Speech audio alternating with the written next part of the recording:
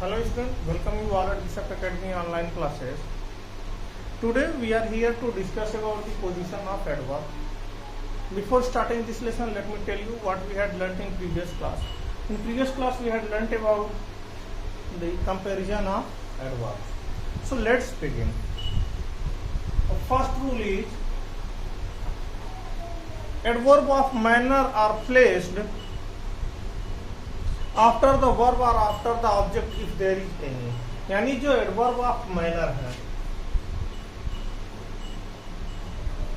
Adverb of manner,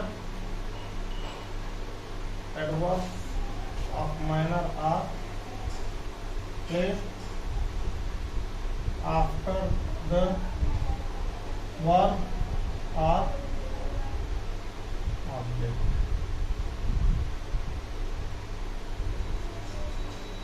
जो adverb of manner होते हैं, well, fast, quickly, carefully, certainly, ये सब जो वर्ड्स होते हैं, यह जनरली क्या है, वर्ब के बाद या ऑब्जेक्ट के बाद प्लेस होते हैं। एग्जांपल अगर हम देखें, it is raining,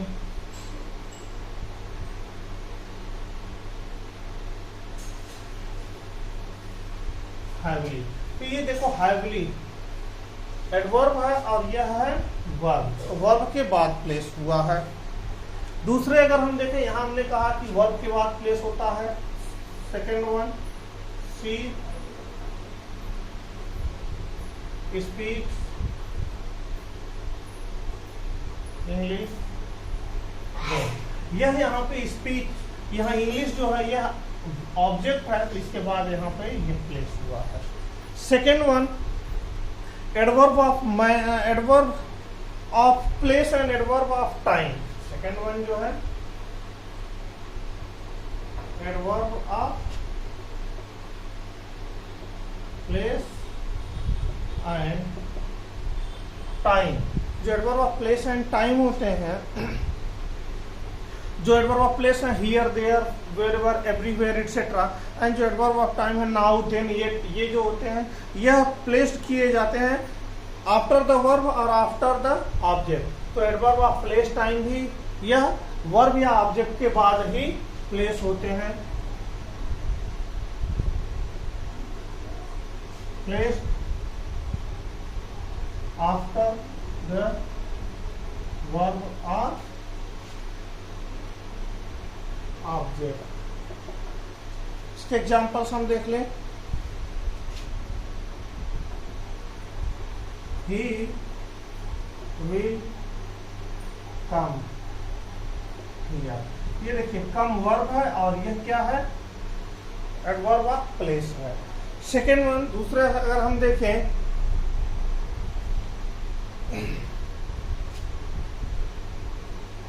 I met him yesterday।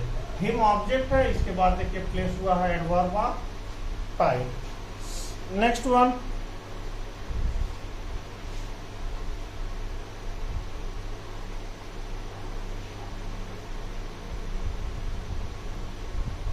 I looked them everywhere. Everywhere यह देखिए प्लेस है एडवर्ब ऑफ, और यहाँ देम ऑब्जेक्ट हो गया, तो इसके क्या हो रहा है, एंड में यूज हो रहा है। अगेन हम ये कहें, the picture was hanged yesterday, तो इस तरह से यहाँ भी हो गया, यस्टरडे यूज हुआ है। तो ये है adverb of place and time जो होते हैं वह या तो वर्ब या फिर ऑब्जेक्ट के बाद ही प्लेस होते हैं। नेक्स्ट वन, कि अगर एक से ज्यादा एडवर्ब एक ही सेंटेंस में यूज होते हैं, if more than one adverb is used in a sentence, तो उस सिचुएशन में पहले हम कौन सा एडवर्ब यूज करते हैं, बाद में क्या यूज होता है, ये देखते हैं हम कि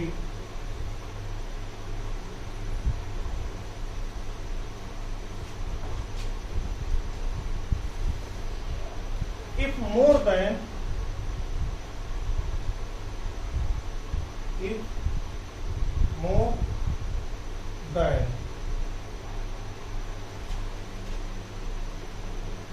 one adverb is used, then the order is adverb of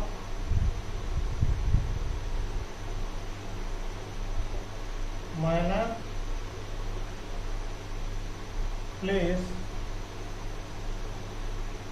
and then time. ठीक, अगर एक ही सेंटेंस में एक से ज्यादा एडवर्ब यूज होते हैं तो जो स्पेशली उनका जो स्ट्रक्चर होगा लिखने का, वह पहले एडवर्ब ऑफ माइनर होगा, फिर प्लेस होगा और फिर क्या होगा, टाइम होगा। जैसे example,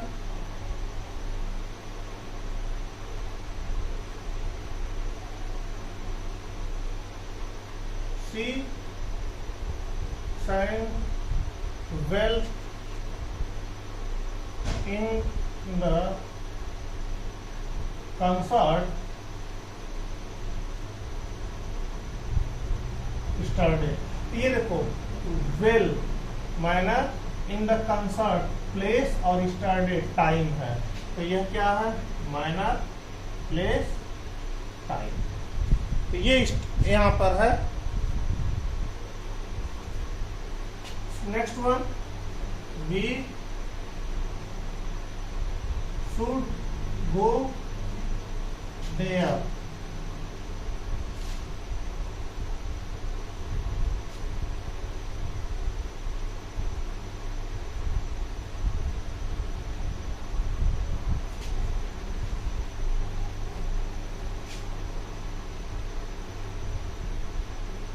tomorrow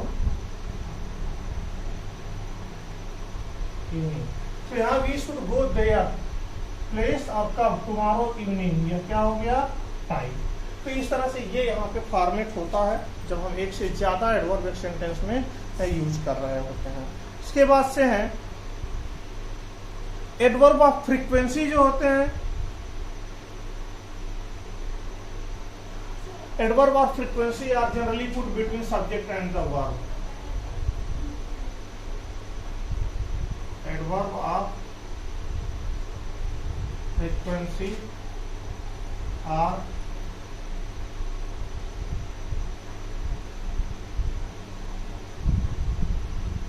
generally put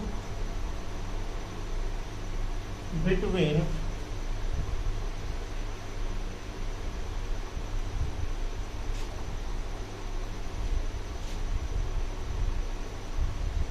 subject and verb। अब ये किस तरह से है, जो एडवर्ब ऑफ फ्रीक्वेंसी है, ध्यान रखें एडवर्ब ऑफ फ्रीक्वेंसी, तो यहां पर क्या होगा, हिज वाइफ सेल्डम कुक्स। तो ये देखो सेल्डम कभी कभी ही या एकदम से नहीं के बराबर, तो यहाँ ये सब्जेक्ट था और ये वर्ब है, इसके बीच में प्लेस किया गया। Again I quite agree with you. यहाँ क्वाइट एडवर्ब ऑफ फ्रीक्वेंसी है, तो आई और यहाँ पे क्या हो गया, वर्ब और सब्जेक्ट के बीच में यह प्लेस हुआ है। We usually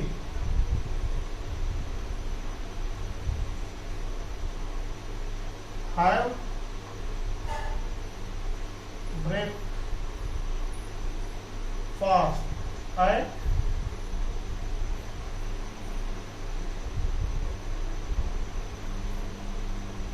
8 o'clock। तो यहाँ पर यह देखिए है वर्ब है और ये सब्जेक्ट है, इसके बीच में यह प्लेस हुआ है यूजुअली।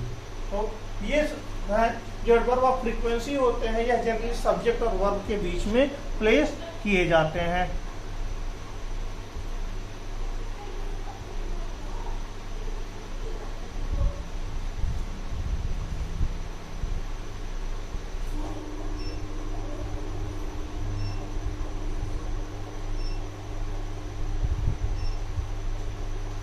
इसके बाद से हम देखेंगे अभी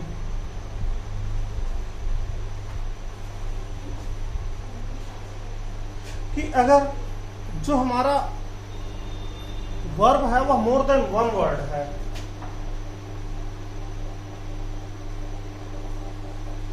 if the verb is more than one word, तो इस सिचुएशन में जो एडवर्ब होता है वह फर्स्ट वर्ड ऑफ वर्ब के बाद आता है। Adverb generally comes after first word. जैसे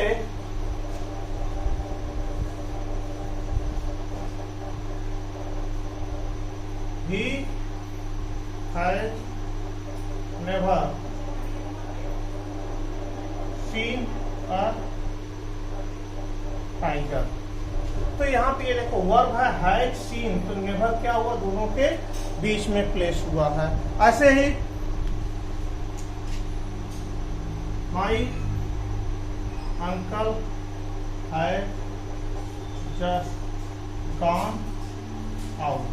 तो हैज और गॉन दो वर्ड है, इसलिए यहाँ पर देखिए यह यूज हुआ है, ये दो वर्ड होने की वजह से। तो जब वर्ब हमारे दो वर्ड होंगे तो जनरली यहाँ पे एडवर्ब क्या होते हैं, दोनों के बीच में प्लेस होते हैं। लेकिन अगर इज एम आर वर्ब है तो जो एडवर्ब होते हैं इनके पहले यूज होते हैं।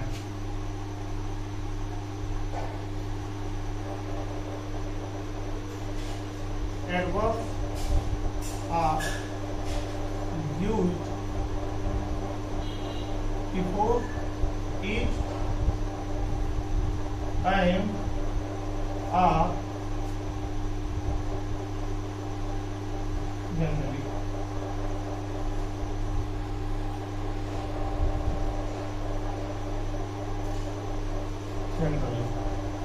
तो यहाँ पे हम देखें है क्या,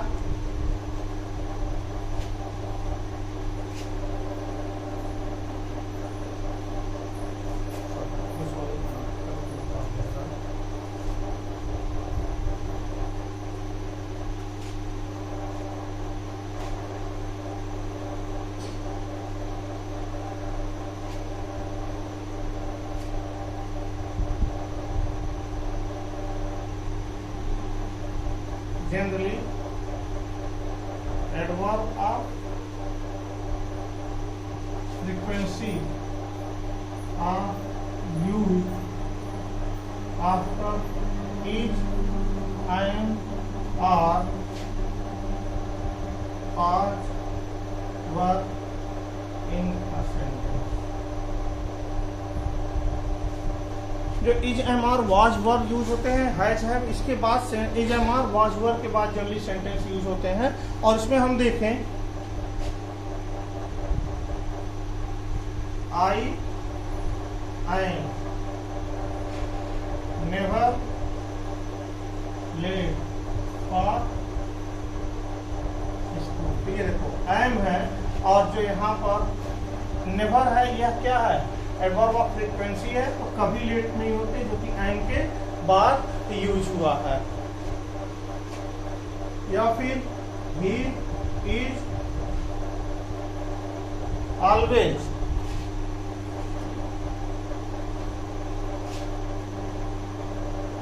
एट होम ऑन संडेज। तो इस तरह से जनरली वह संडे को क्या होता है, घर होता है।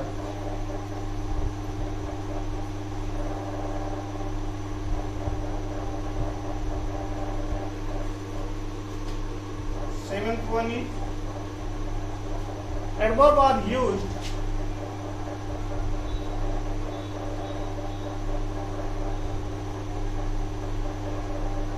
adverb are used before have to and used to generally. तो यहां पे क्या है,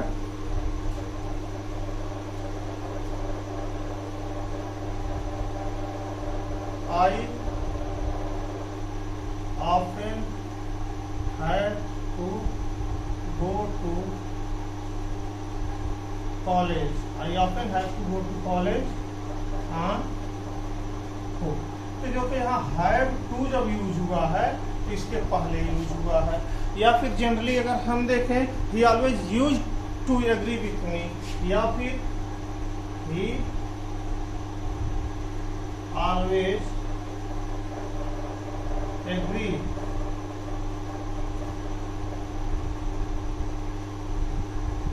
use to agree with me. तो यह जो है यहाँ पे यूज हो रहा है।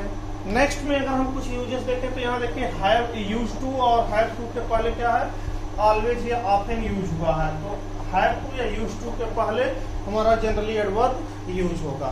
इसके बाद से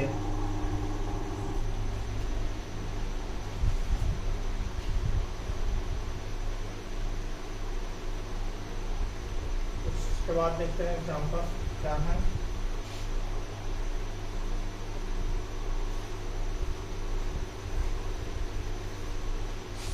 एग्जाम्पल ऑफ दैट, जब एडवर्ब किसी एडजेक्टिव्स को मॉडिफाई करें,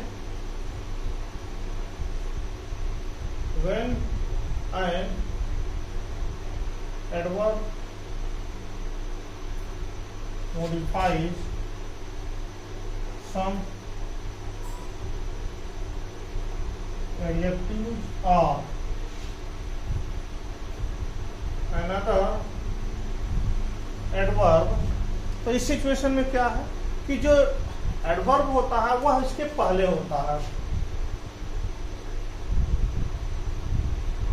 अनदर एडवर्ब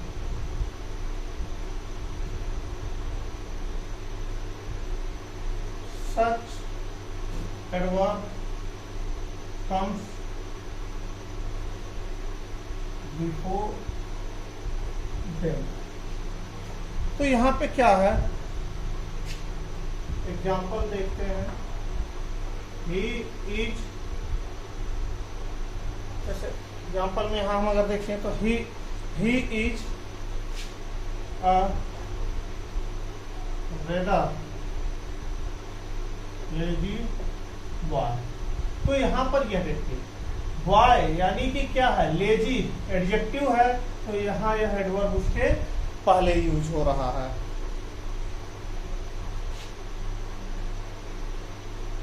या फिर do not speak so fast.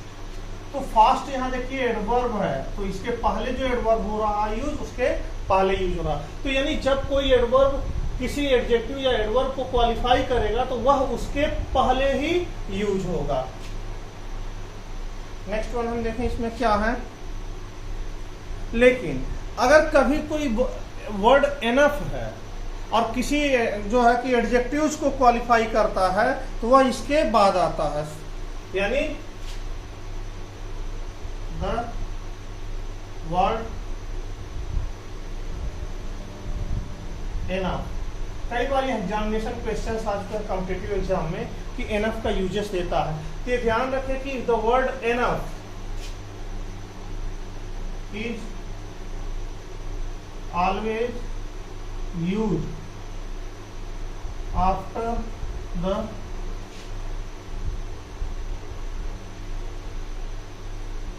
adjective or adverb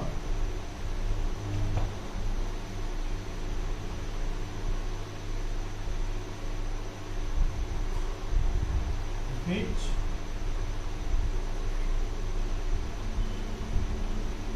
it qualify. देखो यानी कि जो इनफ वर्ड है जिस एडजेक्टिव या एडवर्ब को क्वालिफाई करेगा उसके पहले सॉरी उसके बाद में यूज होगा, पहले नहीं। जैसे हम ये कहें कि the box is big enough, example अगर है is the box big enough, यहां पे ये देखो क्या है, बिग एडजेक्टिव है, इसके बाद एनफ यूज हुआ है, तो यह क्या होगा, उसके बाद में ही यूज होगा। He was rash enough to enter। तो यहां पे देखो he was rash enough, rash क्या है, यह वर्ब सॉरी यह एडजेक्टिव है जिसके बाद यहाँ पे एनफ यूज हो रहा है। अगेन he spoke loud, ये एडवर्ब है, कैसे, enough to be heard। तो यहाँ पे हर सेंटेंस में enough क्या हो रहा है, लास्ट में ही यूज हो रहा है, जिस किसी भी यह एडजेक्टिव या एडवर्ब को क्वालिफाई कर रहा है उसके बाद में ही। नेक्स्ट वन इज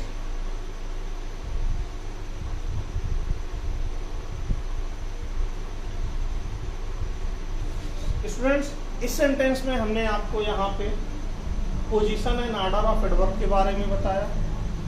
इससे रिलेटेड जो प्रैक्टिस क्वेश्चंस है, इससे रिलेटेड एक्सरसाइजेस हैं, यह आप अपने बुक की हेल्प से आगे स्टडी करते रहें।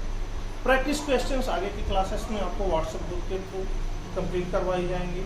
टिल देन आप इसको रिवाइज करते रहिए, पढ़ते रहिए, और अगले वीडियोज़ में हम नेक्स्ट लेसन के साथ अपीयर होंगे। Till then stay healthy, stay safe. Thank you for watching.